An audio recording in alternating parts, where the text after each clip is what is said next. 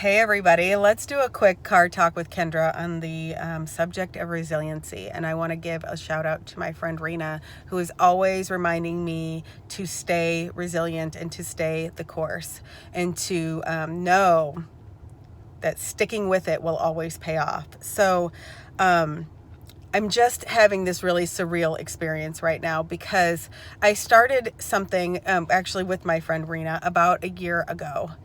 Probably a year and a half ago, and we started something, and it was on its way to it was a business conference, a women's business conference, a conference for women that can't afford the big conferences, women in business that are young in their business might be brand new, or it might be really stuck, or they're not really sure what the next step is, and basically that they need to tap into their own resiliency. And I needed this kind of a conference because I found myself needing that, that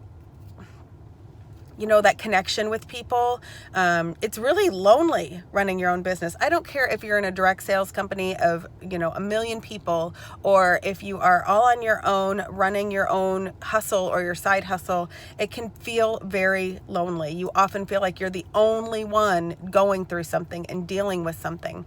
And every now and again, you need to set time aside to build yourself up and to work on your own resiliency, intentionally work on your resiliency, that grit, the stuff that you need to keep moving. And so we started this conference series, and I'm going to be super honest with you. When it came to planning this latest one that just happened a week ago, March 2019, I was like, what's the point?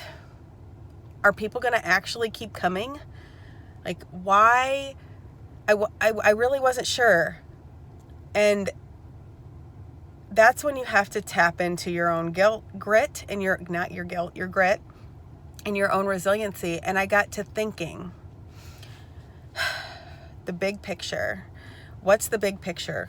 Where do I see this going? How can I see this helping and benefiting people? And at the end of the day, it's about the ripple effect. That ripple effect, you throw the stone in the pond and the ripple keeps going. And when you invest in women and you help women invest in themselves and you invest in yourselves, the ripple effect becomes something so dynamic and clear.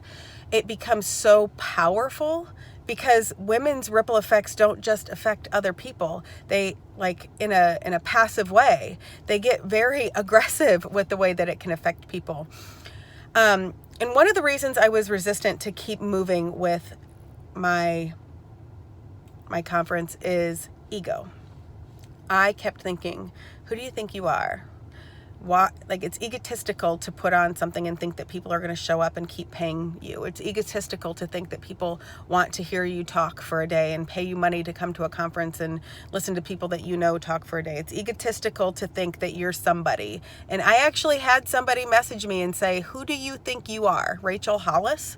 And you know what? No, I don't think I'm Rachel Hollis, but I think people that impact other people are superheroes in a positive way anyway.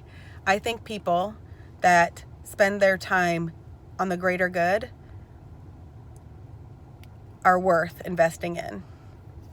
And I think it's 0% egotistical to say, I'm going to stand really tall in the fact that my impact is helping others and it's impacting other people. So I'm going to stand tall in that. And I'm glad that I was pushed.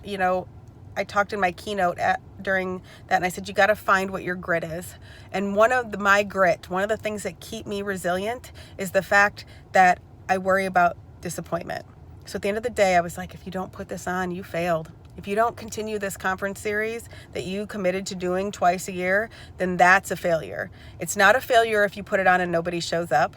It's not a failure if you don't grow the numbers the way that you want. It's only a failure if you quit. So, not quitting. And I'm glad I didn't, because some huge things. Holy cow, I can't even wrap my head around the huge things that are happening after this event was over. And you're going to hear this conference. I don't care where you live. You're going to say, I know the chick that started you conferences. And I knew it when it was only 50 people showing up. It's going to be cool. See you later.